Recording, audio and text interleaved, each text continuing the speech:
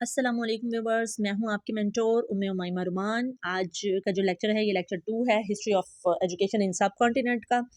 First lecture में हमने first 50 questions को कवर किया था। सुहेल भट्टी की गाइड है ये, मैं आप लोगों को पहले भी अपनी सारी वीडियोस में बता चुकी हूँ। इसका पीडीएफ और इसका टेस्ट जो है वो आपको इसके फर्स्ट कमेंट में प्रिंट सूरत में मिल जाएगा। ये वाला जो चैप्टर है ना सिर्फ पाकिस्तानी व्यूवर्स बल्कि इंडियन व्यूवर्स के लिए भी बहुत इंपॉर्टेंट है। जितने भी कम्पिटिटिव एग्जाम्स होते हैं, SS, triple S education, lecturer education, headmaster, headmistress, principal, उसके अलावा लिटरेसी डिपार्टमेंट में, नॉन फॉर्मल एजुकेशन के डिपार्टमेंट में, इन सब डिपार्टमेंट्स में जो है एजुकेशन का सब्जेक्ट जो है वो वाइटल इंपॉर्टेंस रखता है। तो ये वाला चैप्टर जो है हिस्ट्री का बहुत ही वाइटल है। बहुत सारे लोग कहते हैं कि हमें लर्न नहीं होता।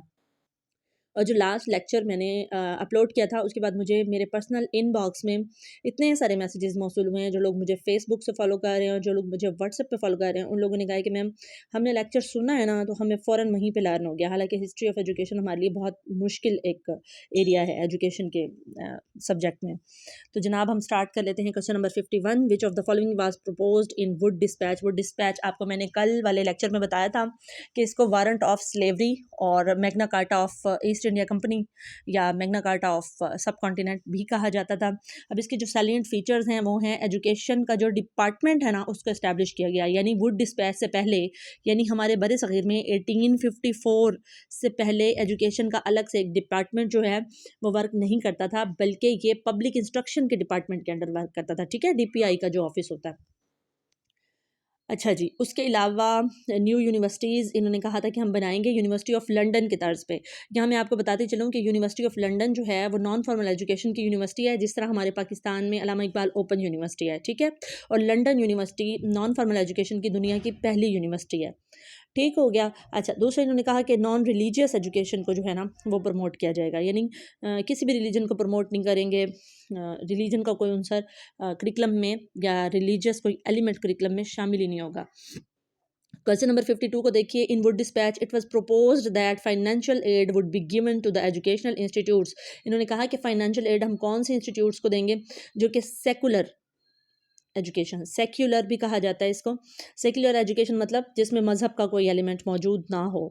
Who would adopt English as the medium of instruction, यानी जिन स्कूलों में इंग्लिश में सिलेबस होगा, करिकुलम जो है वो थारोली इंग्लिश में होगा, मीडियम ऑफ इंस्ट्रक्शन भी इंग्लिश होगा, हम उनको एड देंगे।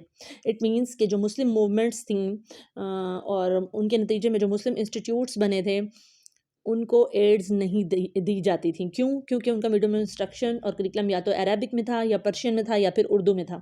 ठीक हो गया। बहुत सारे हिंदू इंस्टीट्यूट्स भी ऐसे थे जिन्होंने हिंदी की प्रमोशन के लिए, संस्कृत की प्रमोशन के लिए वर्क किया था, तो उनको भी एड्स प्रोवाइड नहीं की जाती थी।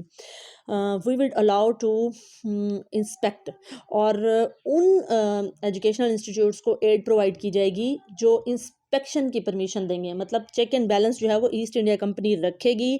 चेक एंड बैलेंस के बाद आपको एड प्रोवाइड की जाएगी। ठीक है, ये सैलिएंट फीचर थे वुड डिस्पैच के, इसीलिए इसको वारंट ऑफ स्लेवरी कहा जाता है कि इंग्लिश को as a medium of instruction, secular education और इंस्पेक्शन जो है वो ईस्ट इंडिया कंपनी के अपने बेसिक रूल्स के अकॉर्डिंग की जाती थी। तो इसको वारंट ऑफ स्लेवरी इसलिए कहा जाता है। ठीक है। अच्छा, मज़े की बात आपको ये बता दूं कि जो ईस्ट इंडिया कंपनी थी वो तो इसको वुड डिस्पैच मैग्ना कार्टा कहती थी। ठीक है, वुड डिस्पैच को मैग्ना कार्टा। इसकी भी एक अलग हिस्ट्री है कि मैग्ना कार्टा जो है वो दरियाई टेम्स के इलाके में दो बड़ी सल्तनत, एथेंस एंड स्पार्टन्स, ये दो बड़े बड़े शहर थे। ग्रीक एजुकेशन का इनको जो है वो गढ़ माना जाता था। एक वक्त में इनकी आपस में लड़ाई हुई थी। ठीक है, पहले इन्होंने, उस वक्त ईरान जो था ना एक बहुत बड़ी सल्तनत हुआ करता था, पहले इन दोनों शहरों ने मिलके ना यूनान पे जब ईरान ने हमला किया ना, तो इन दोनों शहरों ने मिलके, एथेंस और स्पार्टन्स ने, स्पार्टा और एथेंस नाम था। ठीक है, एथेनियन लोगों ने और स्पार्टन्स ने मिल के अपने मुल्क का दिफा किया था। ईरान उस वक्त की सुपर पावर थी, तो इसको नाको चने चबवाए थे इन लोगों ने। लेकिन फिर इनकी आपस में कोई डिस्प्यूट हुई, तो इस वजह से जो है इनकी आपस में कोई लड़ाई हो गई, और फिर 24 या 25 साल तक इनकी ये लड़ाई चलती रही, और आखिरकार दरियाई टेम्स के किनारे पर इन दोनों की सुलह कराई गई, और उसी मुआहदे को मैग्ना कार्टा कहा जाता है। ठीक हो गया। तो इसलिए जो इंडियन एजुकेशन कमीशन था, या आप कह सकते हैं कि ईस्ट इंडिया कंपनी थी, उसने जो है, अच्छा इंडियन एजुकेशन कमीशन में वो वाला नहीं कह रही जो वुड डिस्पैच के बाद आया, ठीक है, मतलब उनका जो एजुकेशन का कमीशन था ना, ठीक है, उन्होंने ये नाम दिया इसको 1854 को के जो वुड डिस्पैच है इसको Magna Carta of Indian education commission या Magna Carta of Indian education या Magna Carta of East India company भी इसको कहा जाता है, ठीक है। तो उन्होंने इसको नाम दिया था कि यानी ये एक ऐसा मुआहिदा है जिसके बाद जो ईस्ट इंडिया कंपनी है और जो बर सग़ीर के लोग हैं इनका आपस में जितना भी डिस्प्यूट है ये ख़त्म हो जाएगा, ठीक है। लेकिन जो बर सग़ीर के ख़ुद के बाशिंदे थे ना, बर सग़ीर के बाशिंदे जैसे सिख्स थे, हिंदूज थे, मुस्लिम्स थे, ये सारी कम्युनिटीज़ जो हैं इसको वारंट ऑफ स्लेवरी कहते थे, ठीक हो गया। 53 को देखिएगा, the universities of Mumbai, Calcutta and Madras were set up in, अच्छा जी, बुक में इसका आंसर दिया हुआ है 1851 जो कि रॉन्ग दिया हुआ है, ठीक है। मैंने इसको तकरीबन 4-5 सोर्सेज से, बल्कि 4-5 से भी ज़्यादा सोर्सेज से कंफर्म किया है। ये यूनिवर्सिटीज़ इस्टेब्लिश हुई थी 1857 में, और इनको याद करना बहुत इजी है क्योंकि 1857 में मुसलमानों ने जो है बड़े बड़े सग़ीर के जो लोग हैं उन्होंने जंग आज़ादी लड़ी थी ईस्ट इंडिया कंपनी के ख़िलाफ़, ठीक है। तो देखिए मैंने यहाँ लिखा हुआ भी है कि इसको कंफर्म करना है, क्योंकि मुझे ये चारों ऑप्शन रॉन्ग लग रहे थे, फिर मैंने इसको अच्छे से कंफर्म किया। बार बार मेरा माइंड मुझे कह रहा था कि 1857 है, और जब मैंने इसको कंफर्म किया तो वो 1857 ही था। अब क्वेश्चन नंबर 54 को देखिएगा, due to grant in aid, अच्छा ग्रांट इन एड थी क्या? ये जो ग्रांट देती थी ना ईस्ट इंडिया कंपनी एजुकेशन की प्रमोशन के लिए, उसको ग्रांट इन एड कहा जाता था, ठीक है। Department of education took control of private schools, हाँ जी, जो उनका एजुकेशन का डिपार्टमेंट था वो प्राइवेट स्कूल्स का कंट्रोल अपने हाथ में रखेगा, चेक एंड बैलेंस रखेगा, इंस्पेक्शन करेगा, और education took control of private colleges, यानी स्कूल्स का भी कंट्रोल रखेगा, कॉलेजेस का भी रखेगा, और जितने भी एजुकेशनल अफेयर्स हैं उन सब पे कंट्रोल रखेगा, ठीक हो गया। अब आ जाते हैं इंडियन एजुकेशन कमीशन की तरफ, जो कि 1882 में इस्टेब्लिश किया गया था, और इसको हंटर कमीशन भी कहा जाता है। अब इसको हंटर कमीशन क्यों कहा जाता है? क्योंकि सर विलियम हंटर जो थे वो इसके हेड थे, ठीक हो गया।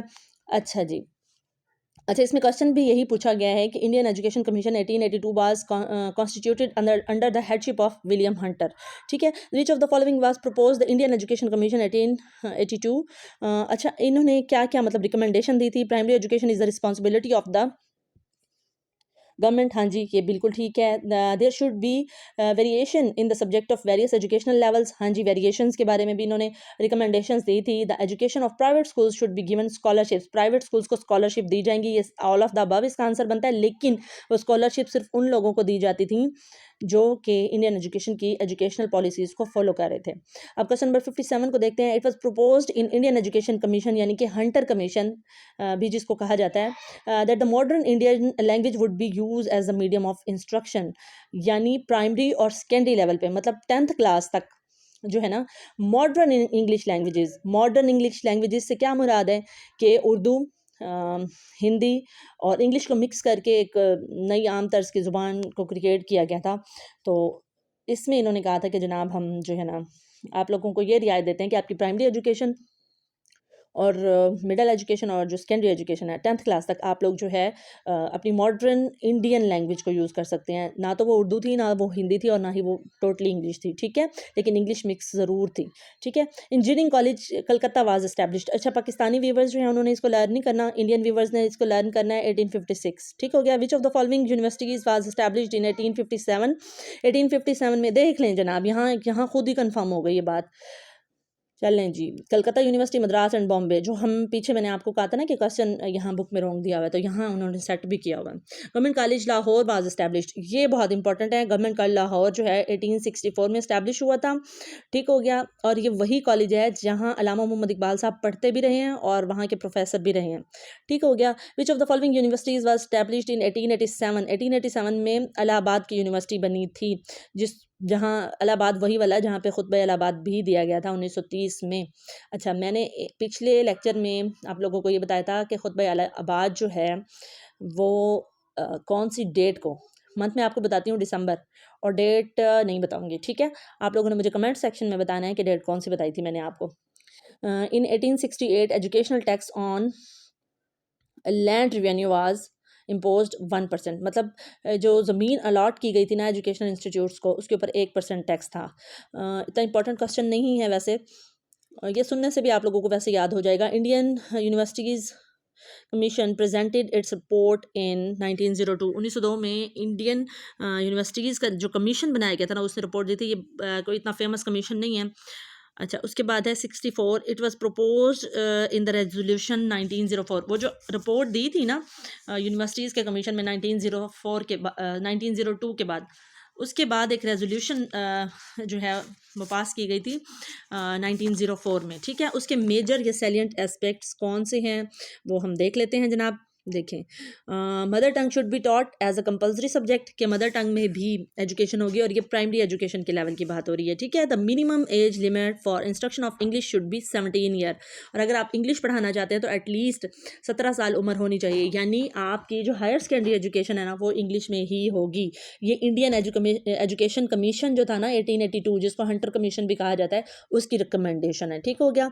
The secondary education should B reconstructed on stable grounds, यानी सेकेंडरी एजुकेशन जो है उसको रिकन्स्ट्रक्ट किया जाएगा, यानी असल उनका मकसद ये था कि इंग्लिश को प्रमोट किया जाए। ठीक हो गया। अच्छा, क्वेश्चन नंबर 65 को देखिएगा। इन 1901 the first all India educational conference was held at Shimla, जिस और शिमला वफद भी हुआ था यहाँ पे। ठीक है। अच्छा जी, अब पहली ऑल इंडिया एजुकेशनल कॉन्फ्रेंस कब हुई थी? 1901 में हुई थी। और इसमें कौन कौन थे? इसमें ईस्ट इंडिया कंपनी के नुमाइंदे भी मौजूद थे, लेकिन मेजॉरिटी जो थी वो बर सग़ीर के अपने एजुकेशनिस्ट्स की थी। ठीक हो गया। जैसे आप कह सकते हैं कि अल्लामा मोहम्मद इकबाल हो गए, कायद आज़म हो गए, जैसे आप कह सकते हैं कि जितनी भी मूवमेंट्स हैं मुस्लिम, उनके जो सरबराह आला थे वो हो गए, गांधी जी हो गए। उसके अलावा जनाब जितने भी मुसलमान ये इंडिया के जो हिंदूज़ हैं उनके जितने भी रिप्रेजेंटेटिव्स थे वो सारे इसमें मौजूद थे। ठीक है, सारे सियासतदान एजुकेशनिस्ट सब इसमें मौजूद थे। 64 को देखिएगा। The division of Bengal took place 1906। ठीक है, और मुस्लिम लीग भी 1906 में ही इस्टेब्लिश हुई थी, और बंगाल जो है उसकी डिवीज़न की गई थी, और इसकी डिवीज़न जो है वो नल एंड वॉइड कर दी गई थी, मतलब दोबारा से बंगाल के डिवीजन को ख़त्म कर दिया गया था। वो 1911 में था। ठीक है, ठीक 5 साल के बाद। क्वेश्चन नंबर 68 को देखिएगा। Which of the following nations oppose the division of Bengal, Bengal की जो डिवीजन है इसके पोजीशन कौन सी नेशन ने की थी? ये आप लोग सब समझदार हैं। ठीक है, मतलब मैं चैनल पे बता नहीं सकती। 69 को देखिएगा। Which of the following educational concept was presented in the strict educational policy of Lord Curzon. Lord Curzon जो हैं उन्होंने एजुकेशन को जो उनकी पॉलिसी की वजह से ना एजुकेशन लिमिटेड हो गई थी। हायर एजुकेशन जो है उसको प्रमोशन मिली थी, और प्योर एजुकेशन पे वर्क किया गया था according to East India Company. ठीक है, इतना इंपॉर्टेंट क्वेश्चन नहीं है, वाइटल नहीं है, इसको नहीं करना आप लोगों ने। 70 को देखिएगा। सैडलर कमीशन, ये इंपॉर्टेंट है और मोस्ट इंपॉर्टेंट है। अच्छा, सैडलर कमीशन जो है ना ये 1919 मिलता है हमें कुछ बुक्स में, और कुछ बुक्स में हमें 1918 भी मिलता है। ठीक है, और कुछ बुक्स में हमें 1916 भी मिलता है। और ये क्यों मिलता है मैं आपको बताती हूँ। असल में ये जो था ना सैडलर कमीशन, इसने अपना वर्क स्टार्ट किया था 1916 में। ठीक है, आफ्टर द वर्ल्ड वार 1, क्योंकि बरतानिया को जो है जर्मनी ने अच्छा खासा परेशान कर दिया था। हिटलर जो है इनके नाक पे समझे बैठ गया था। तो अब इकॉनमी इनकी जो है वो थोड़ी सी कमज़ोर हो गई थी बरतानिया की। तो अब इन्होंने सोचा है कि जितनी भी हमारी कॉलोनीज़ है ना, एटलीस्ट उनको जो है ना हाथ में लेना चाहिए। तो मतलब हाथ में लेना चाहिए, यानी ये बगावत ना कर दें हमारे ख़िलाफ़ ना। तो अगर ये भी हाथ से निकल गई तो फिर ज़र मुबादला हम कहाँ से कमाएंगे। अब इन्होंने ना असल में सैडलर कमीशन इसीलिए तश्कील दिया है कि आप लोगों ने एक रिपोर्ट जारी करनी है कि इंडिया के जो लोग हैं उनके दिमागों में क्या चल रहा है। ठीक हो गया। अब 1916 में इन्होंने वर्क स्टार्ट किया, और आपको पता है उस वक्त सोशल मीडिया का दौर तो था नहीं, तो 1918 का एंड था और 1919 का स्टार्ट। तो उन्होंने अपनी फाइनल रिपोर्ट पेश की। इसीलिए इसका ईयर जो है ना हमें डिफरेंट बुक्स में अलग अलग मिलता है। एक आध बुक में मैंने 1917 भी देखा है। तो असल में इन्होंने वर्क जो था ना वो स्टार्ट किया था 1916 में, और रिपोर्ट इन्होंने पेश की थी 1918 के मतलब दिसंबर की एंडिंग डेट्स थी। और कुछ जैसे कमीशंस वगैरह होते हैं तो 2-4 दिन तक वो चलते हैं, तो जनवरी का स्टार्ट भी था 1919 का। तो इसलिए किसी बुक में हमें 1918 मिलता है और 1919 कुछ बुक्स में मिलता है। ठीक हो गया। 71 को देख लीजिएगा। विच of the following was proposed in the Sadler commission. अब सैडलर कमीशन ने एजुकेशन के लिए जो वर्क किया ना, अब हम वो डिस्कस कर रहे हैं कि degrees course should consist of 3 year, कि डिग्री का कोर्स जो है वो 3 साल का होगा, यानी बीए जो है वो 3 साल का होगा। Regional languages should be the medium of instruction at secondary level, और जो इलाकाई ज़बानें होंगी ना मैट्रिक तक वो होंगी मीडियम ऑफ इंस्ट्रक्शन। ठीक है, ये बात जो है वो इंडियन एजुकेशन कमीशन या हंटर कमीशन में भी हो चुकी थी पहले। इसको दोबारा थोड़ी बहुत रद्दोबदल के साथ ज़ाहिर सी बातें किया गया होगा पेश। अच्छा, English should be medium of instruction only at the level of universities, ठीक है, कि यूनिवर्सिटीज़ में जो है ना वो इंग्लिश लैंग्वेज होगी। आप क्वेश्चन नंबर 72 को देखिएगा, which of the following was proposed in Sadler commission. अब अगेन उन्होंने पूछा तो ये ऑप्शन सी है, मैं आपको बता देती हूँ। Universities control over secondary and higher secondary education should be abolished, कि यूनिवर्सिटी का इससे पहले जो है ना मैट्रिक के स्टूडेंट्स पर भी कंट्रोल होता था और मतलब FA BA के जो स्टूडेंट्स थे उन पर भी कंट्रोल होता था, तो उस कंट्रोल को जो है ना वो ख़त्म कर दिया गया और उसको जो है डिपार्टमेंट ऑफ पब्लिक इंस्ट्रक्शंस के अंडर कर दिया गया। और एजुकेशन का अलग से जब डिपार्टमेंट बन गया था तो जाहिर सी बात है कुछ सेकेंडरी एजुकेशन तक तो एजुकेशन डिपार्टमेंट के अंडर आ गया, और जो FA BA की क्लासेस थी, BA की क्लासेस तो बाद में यूनिवर्सिटीज़ में भी कन्वर्ट कर दी गई थी, जो कि अब तक पाकिस्तान में है। तो इंडिया में भी खैर यही सिस्टम अब चल रहा है कि BA जो है वो यूनिवर्सिटी के अंडर होता है, तो FA जो है वो पब्लिक इंस्ट्रक्शन का डिपार्टमेंट उस वक्त देख रहा था। BA भी स्टार्ट में देख रहा था लेकिन बाद में फिर वो यूनिवर्सिटीज़ के अंडर हुआ। क्वेश्चन नंबर 73 देखिएगा, इन 1909 department of education was established following the separation of educational affairs from, तो देखें इंटीरियर डिपार्टमेंट, ठीक है, यानी पब्लिक इंस्ट्रक्शन के अंडर जो वर्क स्पेसिफिकली एजुकेशन के लिए करता था ना डिपार्टमेंट, उसको इंटीरियर डिपार्टमेंट कहा जाता था, ठीक हो गया। और 1909 में यानी मुस्लिम लीग बनने के 3 साल के बाद, ठीक है। अच्छा, अब ये जो क्वेश्चन नंबर 74 है ना, 74 75 77 6, ये सारे इंडियन जो व्यूवर्स हैं उनके लिए हैं। आप लोग देख लें कि यूनिवर्सिटी ऑफ बनारस जो है वो 1915 में, वुमेन यूनिवर्सिटी पटना जो है वो 1910 में बनी है। 76 में देखें जी, एज अ रिज़ल्ट ऑफ खिलाफत movement and non cooperation movement. ये खिलाफत मूवमेंट आपको पता है कि तुर्की से जब इक़्तिदार छीना था ना ब्रिटेन ने, और मुआहिदा लवाज़ुन हुआ था, 1922 की बात है ये, ठीक है, सन 1922 की बात है। तो उसके बाद खिलाफत मूवमेंट मुसलमानों ने पेश की थी कि हमारी जो खिलाफत है ना उसके ख़िलाफ़ आप लोग नहीं जाएंगे, और मतलब खिलाफत के हक़ में, तुर्की के हक़ में ये मूवमेंट हुई थी। तो उसका जो अंजाम था, या आप कह सकते हैं कि उसकी वजह से जो प्रॉब्लम्स आई थी, तो वो इन्होंने पूछी इस क्वेश्चन में। इसमें यह था कि लोगों ने गवर्नमेंट स्कूल्स का बाइकआउट कर दिया था और इंडिपेंडेंट नेशनल इंस्टीट्यूशंस जो हैं वो डेवलप किए गए थे, यानी प्राइवेट स्कूल्स खोले गए थे, ठीक है। और इसके अलावा जो है ना इंडिपेंडेंस के लिए स्ट्रगल जो है वो तेज़ हो गई थी, यानी आज़ादी के लिए मुसलमानों ने स्ट्रगल शुरू कर दी थी। रंगून यूनिवर्सिटी जो है वो सेटअप हुई थी 1917 में, ठीक हो गया। अच्छा, नेक्स्ट क्वेश्चन है लखनऊ यूनिवर्सिटी। लखनऊ यूनिवर्सिटी 1920 में बनी थी। अच्छा जनाब, उसके बाद which of the following universities was set up in 1992। 1992 में नागपुर यूनिवर्सिटी और दिल्ली यूनिवर्सिटी बनी थी। ये इंडिया के जो व्यूवर्स हैं उनके लिए है। अच्छा जी, आगे क्वेश्चन है question number 80, the inter university board. Inter university board जो कि पाकिस्तान में भी काफ़ी अर्सा बाद में, पाकिस्तान के इस्टेब्लिशमेंट के बाद वर्क करता रहा, 1925 में बना था इंटर यूनिवर्सिटी बोर्ड, ठीक हो गया। 1925 के बहुत इंपॉर्टेंट क्वेश्चन है, इसको ज़रूर लर्न करना है। क्वेश्चन नंबर 81 को देखिएगा, a separate department of education under the administration of central government, पहले प्रोविंशियल गवर्नमेंट के अंडर होता था। 1909 वाला जो डिपार्टमेंट है ना वो प्रोविंशियल गवर्नमेंट के अंडर होता था। जब सेंट्रल गवर्नमेंट के अंदर इसको किया गया ना तो उस वक्त 1945 था, यानी पाकिस्तान और इंडिया बनने से 2 साल पहले, या आप कह सकते हैं कि वर्ल्ड बैंक जब बना था, ठीक है, यूनाइटेड नेशंस जब बनी थी, ठीक हो गया, 1945। इन 2 सालों में, सॉरी इसी साल में 1945 में क्या हुआ था, एक तो सेपरेट एजुकेशन डिपार्टमेंट बना था बड़े सग़ीर में, ठीक हो गया, सेंट्रल गवर्नमेंट के अंदर, मरकज़ी हुकूमत के अंदर, ठीक हो गया। दूसरा, वर्ल्ड बैंक बना था, यूनाइटेड नेशन की जो ऑर्गेनाइजेशन है वो बनी थी 1945 में। ये मतलब याद आ गया मुझे, तो मैंने कहा आप लोगों को, क्योंकि अक्सर कम्पिटेटिव एग्जाम्स में ये ईयर्स पूछ लिए जाते हैं। क्वेश्चन नंबर 82 को देखिएगा, All India Council for Technical Education was build up. ये भी 1945 में थी, ठीक है। टेक्निकल एजुकेशन पे जो वर्क किया गया, जिसको अब वोकेशनल एजुकेशन के अंडर काउंट किया जाता है, ये 1945 में इस पे वर्क हुआ था। In 1923 elementary education was declared compulsory for the children having age ranging from 6 year to. अच्छा जी, अब प्राइमरी एजुकेशन, एलिमेंट्री एजुकेशन की बात हो रही है, तो एलिमेंट्री एजुकेशन जो है ना वो 13 ईयर तक थी।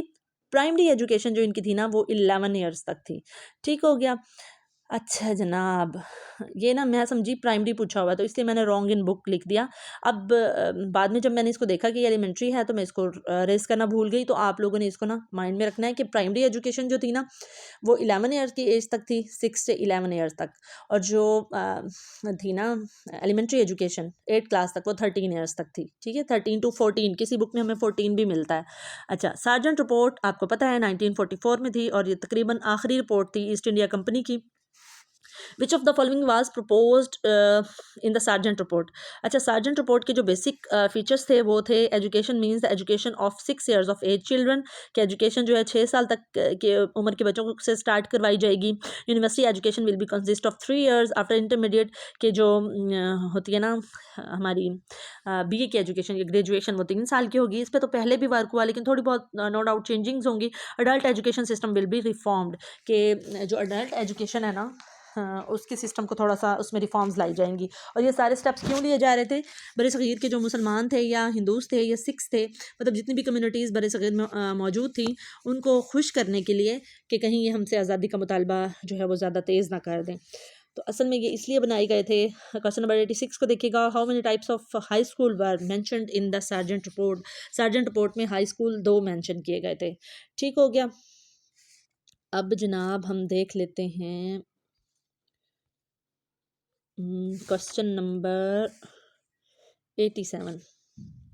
जनाब हमने पिछले, हाँ जी 87 को देखिएगा। In Sargent report the industrial needs were divided into. Industrial need 3 needs में जो है वो डिवाइड की गई थी, जिनमें से एक ज़राअत का शोबा था, एक इंजीनियरिंग का शोबा था, और एक जो है वो वोकेशनल का शोबा था। ठीक हो गया, जिसको टेक्निकल भी कहा जाता है। अब तो खैर वो वोकेशनल के अंडर आ जाता है, पहले उसको टेक्निकल कहा गया था। ठीक हो गया। अच्छा, it was proposed in the Sargent report. Sergeant report में क्या चीज़ प्रपोज हुई जनाब? इसमें है जी आर्ट की एजुकेशन को बहुत ज़्यादा इंपॉर्टेंस दी जाएगी और साइंस की एजुकेशन को बहुत ज़्यादा इंपॉर्टेंस दी जाएगी। ये बुक में रॉन्ग दिया हुआ है और मैंने भी वही लगाया हुआ है। आर्ट की बात भी हुई है इसमें, और ये मैं आपको कंफर्म बता रही हूँ। 89 को देखिएगा, which of the following was proposed in the Sargent report. वैसे वो जो क्वेश्चन नंबर 88 है ना, इतना वाइटल नहीं है, इतना इंपॉर्टेंट नहीं है। अच्छा जी, 89, विच of the following was proposed in the Sargent report, only the competent student would be admitted in the universities. जो मतलब कम्पिटेंट स्टूडेंट्स होंगे ना, उनको ही यूनिवर्सिटी में एडमिशन दिया जाएगा, बाकी जो कम्पिटेंट नहीं होंगे उनको नहीं दिया जाएगा। और आपको पता है कि वो कम्पिटेंट किसको समझते थे? जिनकी इंग्लिश फ्लुएंट होती थी। विच of the following was proposed in the Sargent report. अच्छा, इसमें भी उन्होंने पूछा हुआ है कि क्या क्या टीचर ट्रेनिंग के इंस्टीट्यूट्स बनाए जाएंगे। ठीक है, ये जो एजुकेशन कॉलेजेस बनाए थे ये ईस्ट इंडिया कंपनी ने ही बनाए थे। ठीक है, उनके दौर में ये काम शुरू हुआ था। हैंडीकैप्ड स्टूडेंट्स जो है उनके लिए भी एजुकेशन प्रोवाइड की जाएगी, और सोशल एंड एंटरटेनिंग एक्टिविटीज़ भी होंगी, मतलब को करिकुलर एक्टिविटीज़ की बात भी उन्होंने की। Which of the following aim, question number 91 है, which of the following aim of nursery education was suggested, जिसको हम किंडरगार्टन एजुकेशन या मॉन्टेसोरी सिस्टम भी कहते हैं। ठीक है, उसके लिए तो उन्होंने कहा कि सोशल ट्रेनिंग देंगे। ये जैसे आजकल का न्यू कंसेप्ट है ना ECE और ECCE वाला, उस वक्त उसको नर्सरी एजुकेशन, मतलब उस वक्त उसका नाम नर्सरी एजुकेशन था। जैसे जैसे रिफॉर्म्स आती जाती हैं तो नाम भी चेंज होते जाते हैं, तो उन्होंने कहा था कि उसमें हम सोशल ट्रेनिंग देंगे। अब क्वेश्चन नंबर 92 को देखिएगा, which of the following levels of education was included in basic education. अब बेसिक एजुकेशन कौन सी थी और इसमें कौन कौन से लेवल्स इंक्लूड किए गए थे? तो उसमें प्राइमरी और मिडिल के लेवल जो थे वो इंक्लूड किए गए थे। ठीक है, नेक्स्ट पेज पे आपको मिल ही जाएगा ये आंसर ना। हाँ जी, प्राइमरी और मिडिल के लेवल्स को इंक्लूड किया गया था।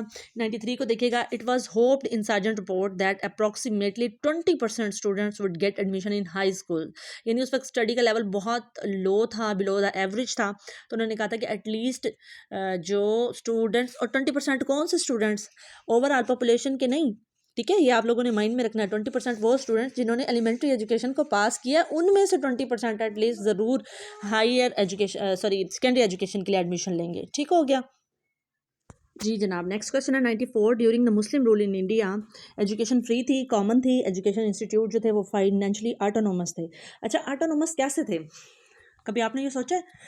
जो उस वक्त के बादशाह थे ना, उन्होंने स्कूल्स और मदरसाज के लिए ख़ास तौर पे ज़मीनें अलाट की हुई थी, उनके लिए जागीरें अलाट की हुई थी, जिनकी आमदनी जो है उन इंस्टीट्यूट्स के अकाउंट्स में जाती थी। मतलब अकाउंट्स, उस वक्त बैंक्स का सिस्टम तो बहुत ज़्यादा इन नहीं था। कहने का मकसद ये है कि जो मुदीर आला होते थे या जो प्रिंसिपल होते थे उस मदरसा के, उस स्कूल के, उनके पास जाती थी, पूरी एक कमेटी होती थी और वो जो है उस फ़ंड को यूटिलाइज़ करती थी। ठीक हो गया। अब भी आपको पाकिस्तान में, इंडिया में बहुत सारी मसाजिद ऐसी मिलेंगी जिनकी, और मदरसे ऐसे मिलेंगे जिनमें जिनको पूरी पूरी ना मार्केट्स अलॉट की हुई हैं, शहरों की पूरी पूरी मार्केट्स, और उनके किराए जो हैं उनसे पूरा निज़ाम चलाया जाता है मदरसे का। ठीक है। और मसाजिद के नाम भी इस तरह से है ना, दुकानें वगैरह जो मस्जिद का पूरा खर्च उठा लेती हैं। तो आपको पता है कि बाबुल अलूम, जो कि जामिअतुल अज़हर यूनिवर्सिटी तुर्की में जो है, उसके बाद बाबुल उलूम दुनिया का दूसरा बड़ा मदरसा माना जाता है, जो कि पाकिस्तान के सूबा पंजाब में, और शहर का नाम है कहरोड़ पक्का। ठीक है, बहुत छोटा सा टाउन है, उसमें मौजूद है। और आप ऐसे समझ लें, सॉरी, जामिअतुल अज़हर मिस्र में है, मैं तुर्की बोल गई फ्लुएंसी में। तो तुर्की के लोग, इंडोनेशिया के स्टूडेंट्स यहाँ पे रहते भी हैं और एजुकेशन भी हासिल करते हैं, और पूरी एक मार्केट आप कह सकते हैं, और उस मार्केट में तकरीबन 200 दुकानें होंगी।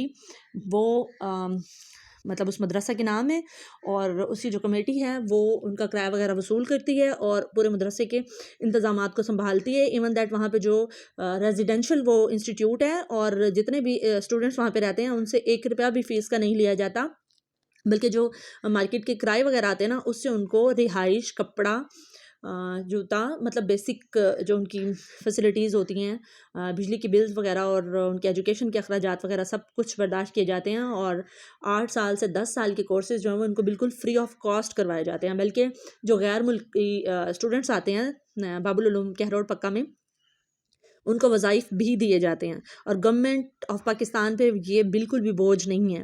और आपको पता है ये इनिशिएटिव किसने लिया था?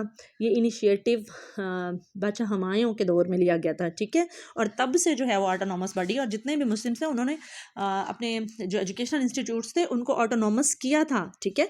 बहुत सारी जदायदें उनके नाम लगा के, और ये मैं आपको ऑथेंटिक इन्फॉर्मेशन दे रही हूँ, और अल्हम्दुलिल्लाह मैं इसी सिटी से बिलोंग करती हूँ। मेरे अपने बच्चे यहाँ पे जो है कुरान पाक हिफ्ज़ कर चुके हैं। अच्छा जी। उसके बाद तीसरा जो इनिशिएटिव था वो ये था कि educational institutions were not under the state influence academically, यानी एकेडमिक्स के लिहाज से अगर देखा जाए तो टीचर्स जो थे वो खुद मुख्तार थे, वो स्टूडेंट्स को अपने हिसाब से पढ़ाया करते थे, और स्टेट जो है वो इसके लिए मतलब जवाबदेह तस्वुर नहीं किया जाता था टीचर्स को। लेकिन जब टीचर्स को अपॉइंट किया जाता था ना, तो उस वक्त के जो बादशाह थे या खलीफा थे वो खुद टेस्ट लेने के बाद अपॉइंट करते थे, ऐसे अपॉइंट नहीं किया जाता था टीचर्स को। ठीक है। जितने भी टॉपर स्टूडेंट्स होते थे फिर उनका फर्दर एग्जामिनेशंस ली जाती थी, उसके बाद उनको अपॉइंट किया जाता था। क्वेश्चन नंबर 95 को देखिएगा। The system of education which Pakistan inherited at the time of establishment. जनाब, कैपेबिलिटी इतनी नहीं थी कि आइडियोलॉजिकल नीड्स को पूरा किया जा सके। ठीक है। क्योंकि ईस्ट इंडिया कंपनी जो है वो बेसिकली लंदन की जितनी भी, मतलब उनके जो अपने ऑब्जेक्टिव्स थे वो उनको प्रमोट करने की कोशिश कर रहे थे। तो पाकिस्तान को तो जाहिर है इस्लाम के नाम पे पाकिस्तान को हासिल किया गया था, तो आइडियोलॉजिकल नीड्स तो बहुत मस्त थी उस वक्त, और did not correspond to the Islamic education, और इस्लामिक एजुकेशन से रिलेट भी नहीं करती थी, क्योंकि हम पीछे पढ़ चुके हैं कि आर्थोडॉक्स जो है तबका पैदा करने की कोशिश की गई थी। तो इसलिए बहुत ए एंड बी इसका आंसर बनते हैं। 96 को देखेगा। Which of the following was the aim of British education in India? Generation of dependent people. ठीक है। Provision of faithful employees and promotion of Christianity. और एक और भी वर्ड इसके लिए यूज़ किया जाता है फेथफुल एम्प्लॉयज़ के लिए, कि क्लर्क्स को प्रोड्यूस करना। ठीक है। अक्सर पीपीएससी के पेपर्स में यही पूछा जाता है कि क्लर्क्स किस चीज़ को प्रोड्यूस करना था, तो वो क्लर्क्स, अच्छे क्लर्क्स प्रोड्यूस करना। जो ब्रिटिश एजुकेशन ऑफ इंडिया थी ना, उनका बेसिक मकसद ये था। 97 को देखिएगा। Which of the following social classes was targeted by the British rulers for the propagation of Christianity? तो उसके लिए लो कास्ट जो हिंदूज थे, क्योंकि उनको कोई ज़्यादा इंपॉर्टेंस नहीं दी जाती थी उनके अपने मज़हब में भी, जिनको शूदर भी कहा जाता है। ठीक है। तो वो असल में उनको ज़्यादा निशाना बनाते थे। क्वेश्चन नंबर 98 को देखिएगा। In the Muslim education institute cross sign use to be placed on the prominent pedestal, यानी जो सॉरी मुस्लिम नहीं, मिशनरी स्कूल्स, कि मिशनरी स्कूल्स में किस चीज़ को जो है वो इम्पोर्टेंस हासिल थी। तो जिस तरह हम अपने फ्लैग्स डिस्प्ले करते हैं ना सामने, इसी तरह से वो क्रॉस को डिस्प्ले करते थे। आप समझ सकते हैं कि कौन से साइन को वो मतलब डिस्प्ले किया करते थे। उसके बाद द टीचर्स वर प्रीस्ट, जो प्रीस्ट होते थे उन्हीं को टीचर रखा जाता था, और क्रिश्चियन एजुकेशन वाज मैंडेटरी। ठीक हो गया, यानी इस्लामियात हिंदुज़म की कोई या सिखिज़म की कोई बुक शामिल नहीं थी, बल्कि क्रिश्चियन की एजुकेशन जो थी वो मस्ट होती थी उस दौर में। Which of the following matters was included in the curriculum of British education in India?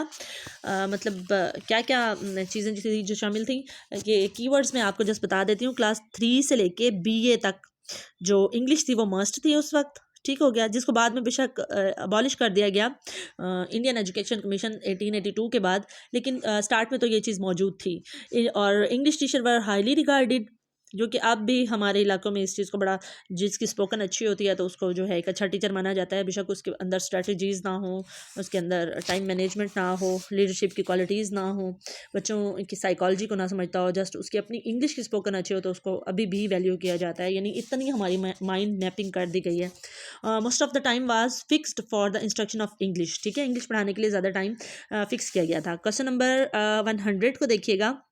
The curriculum of British education in India was, मतलब उनका करिकुलम कौन कौन सा था। तो हिस्ट्री ऑफ सब कॉन्टिनेंट वाज डिस्टॉर्टेड, मतलब सब कॉन्टिनेंट की जो अपनी हिस्ट्री थी ना उसको ख़त्म कर दिया गया था, या मरोड़ तरोड़ के जो है बरसगीर के स्टूडेंट्स के सामने पेश किया जाता था। और गुड मुस्लिम वैल्यूज़ पर रॉन्गली इंटरप्रेटेड, मतलब मुस्लिम्स की जो वैल्यूज़ थी, जो उनके आप ऐसे समझ लें जो उनकी एक्जियोलॉजी ऑफ लाइफ थी उसको गलत वे में इंट्रोड्यूस करवाया जाता था सब स्टूडेंट्स के सामने। ठीक हो गया। और historical events use to be interpreted with reference of British ideology. आप समझ ही गए होंगे, ऑल ऑफ द अबव इसका आंसर है जनाब। हमारे 100 क्वेश्चन हुए कंप्लीट। होपफुली आपको आज की वीडियो पसंद आई होगी। वीडियो पसंद आई है तो वीडियो को लाइक कीजिएगा, शेयर कीजिएगा। मिलते हैं फिर नेक्स्ट वीडियो में। टिल देन अल्लाह हाफिज़।